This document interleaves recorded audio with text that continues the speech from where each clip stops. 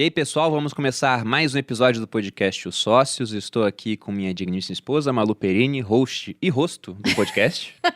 Agora sempre essa piada. Olá, pessoal, sejam bem-vindos. As exportações brasileiras para a China só crescem e cresceram muito, inclusive desde a posse do Bolsonaro. Então, eu estive, por acaso, em Pequim logo depois da eleição, no final de 18. E havia alguma preocupação, eles não saiu nas conversas, um pouco na imprensa, que o Bolsonaro tinha estado em Taiwan durante a campanha.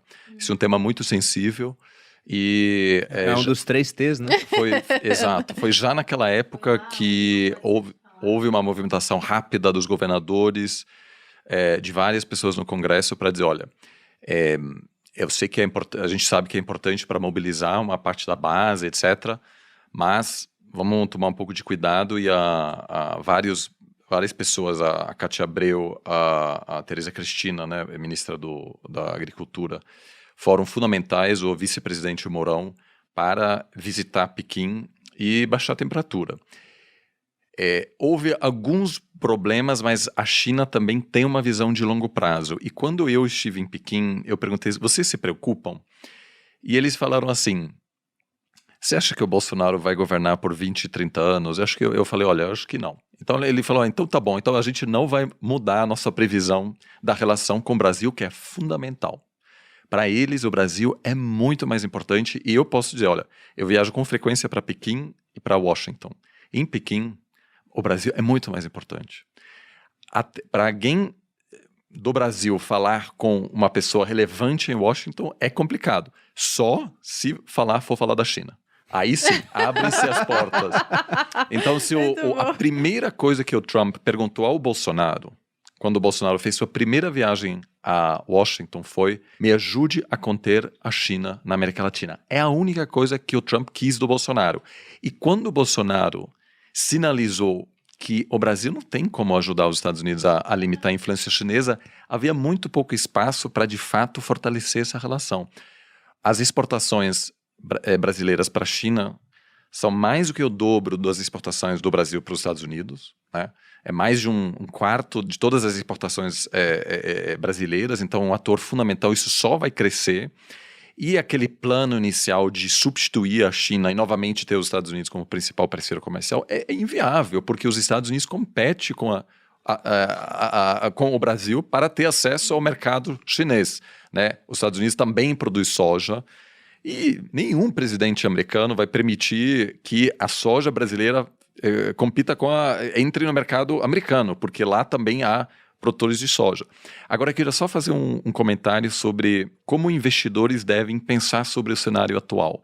Eu acho que há algumas questões que a gente pode levar em consideração que nos ajudam, que podem ajudar o investidor a evitar surpresas ruins. O primeiro o governo chinês não gosta de estrelas fora do governo chinês. A grande estrela é Xi Jinping. Então, Jack Ma e outros se projetando demais já é um problema. Então, quando eu estou fazendo grandes investimentos e eu estou vendo o CEO da empresa aparecendo por toda parte, o governo continua sendo um governo autoritário. Não gostam de influencers. Não gostam de influencers que vão longe demais. Então, agora, nas últimas entrevistas, a gente poder, sempre né? acompanha... Eles sabem que isso porque se você tem o pesadelo de um governo chinês seria alguém como Mark Zuckerberg, que tem uma capacidade de pautar agenda que o governo não controla. Amanhã o Facebook faz alguma coisa, o governo americano pode até chamar para Washington para, né, dar uma conversada e tal. Na China, isso não pode. Então, quando o Jack Ma desapareceu por um tempo, ele não foi preso, nada disso. Talvez tenham sido férias. Mas foi para, olha... No spa, né? Ele ficou um pouco mais magro e tal. A outra coisa que é fundamental é que a China se preocupa com a estabilidade social, que é fundamental. Porque o crescimento também gera desafios. Vamos lembrar que no Brasil, as manifestações de 2013 aconteceram em parte porque cresceram muito as expectativas. O Brasil tinha passado por anos de crescimento e as pessoas, de repente, queriam um governo melhor, serviços públicos melhores. Na China, essa situação acontece há 4 décadas. As pessoas têm muitas expectativas. Então, o governo quer estabilizar. Então, por que fechou, por exemplo, as empresas de educação? porque estava começando a haver preocupação social, tensão social, porque o custo de educar o filho era tão alto, e às vezes mesmo gastando milhares de dólares, você não conseguia colocar ele na faculdade, na melhor faculdade.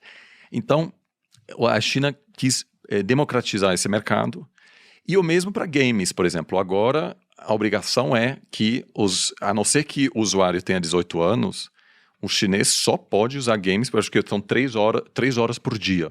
Uma coisa boa, tá vendo? Uma coisa boa. O governo definiu o que você pode fazer com o seu tempo? Os pais não estão conseguindo, é isso? Eu sou socialista. Por favor, continue. Então, é importante acompanhar um pouco para sentir qual empresa corre o risco de sofrer uma intervenção.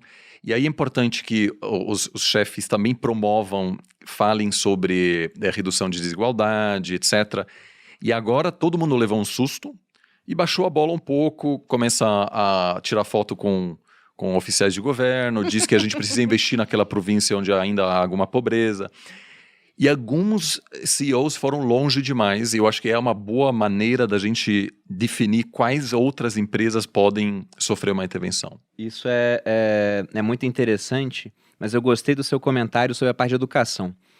Você acha que a intervenção na educação veio apenas por conta do custo da educação que era mais alto, ou o governo chinês estava observando que talvez estivesse perdendo o controle do setor da educação? Porque se você perde o controle do que é ensinado para o jovem, né, daqui a pouco esse cara para de acreditar naquilo que o partido acha que é interessante que ele acredite. Eu acho que foi isso um pouco, mas o fator principal é que pesquisas mostraram um descontentamento com um excesso de competitividade. Assim, havia muito... E eu, inclusive, falo com alguns colegas que, bom, todo mundo só tem um filho, né? Agora mudou, mas vai ser difícil porque toda a estrutura, toda a cultura... É tudo feito para isso. É tudo feito, os apartamentos, né? Vamos dizer, os quartos de hotel, é tudo feito para 3 pessoas. Então, a pessoa com 2 filhos já não se enquadra muito bem. E então, o custo para mesmo financiar uma pessoa, e é realmente... Os meus alunos reclamam, falam, professor, eu estou estudando muito, etc.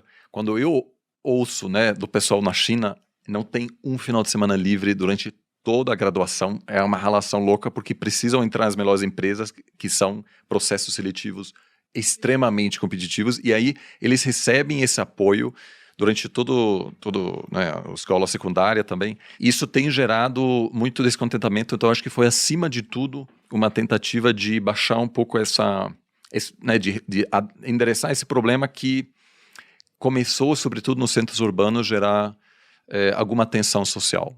Em termos políticos, porque essa parte de governança é muito importante, já que você tem um partido todo poderoso que pode intervir em vários setores da economia e algumas vezes com intervenções, digamos assim, draconianas, que é proibir o lucro, e isso afetaria pra caramba os investidores. Você enxerga que a China vai passar por mudanças no sentido de se abrir mais, manter como está, ou vai se tornar uma economia, ou um sistema até menos transparente e mais fechado? Bom, por um lado temos, eu concordo plenamente, uma tentativa de enfatizar mais o consumo interno. Eu também acho que esse período que marcou muito os últimos 30 anos, basicamente, de que havia uma integração grande entre a economia americana e chinesa, está chegando ao fim. A partir dos anos 80, na verdade, dos anos 70, mas sobretudo 80, 90 e 2000, quem dominava o processo decisório em Washington em relação à China foram os chamados panda huggers, ou seja, os abraçadores dos pandas, que tinham uma visão muito otimista em relação à capacidade americana em trazer a China para dentro do sistema econômico liderado pelos Estados Unidos. Achavam que ia virar uma democracia, alguma coisa assim também? Sim, que também a liberalização econômica ia produzir uma liberalização social e política. Esse pessoal começou a perder poder a partir do segundo mandato de Obama. A partir daí, quem domina agora são os chamados China Hawks, né? As pessoas que têm uma visão mais pessimista e dizem, olha, a China não vai aceitar nossas regras, a China tem um plano que vai muito além do papel dos Estados Unidos. A China quer voltar ao lugar onde ela sempre esteve. E China em chinês significa reino do meio. Está óbvio para os chineses que, para eles querem ocupar novamente o centro. E que aos poucos agora os panderhuggers estão todos marginalizados, e quem domina são pessoas que dizem a gente precisa conter a China, a gente precisa destruir a Huawei, o que os Estados Unidos estão tentando fazer, e pode ainda dar certo. A Huawei, fornecedora de peças fundamentais para a construção de 5G, está com problemas graves. Não acho que vai falir porque o Estado chinês vai resgatar. Mas a tensão entre as primeiras, as maiores duas economias do mundo vai aumentar, e isso vai ter um impacto sobre a economia global e pode, me parece, afetar a relação entre os dois. Agora, não acho que a economia chinesa vai se fechar, inclusive a China acabou de pedir adesão ao maior acordo comercial do mundo, que é a parceria Transpacífica, que inicialmente foi criada para conter a China pelos Estados Unidos. Aí o Trump, no primeiro dia de governo, retirou os Estados Unidos, e agora a China está no processo de se abrir. Eu não acho que a China vai se fechar porque, diferentemente dos países ocidentais, a população chinesa não é contra o comércio. Não tem um movimento anti-globalização ainda na China. Então eu acho que é a princípio que vai se manter bastante aberta.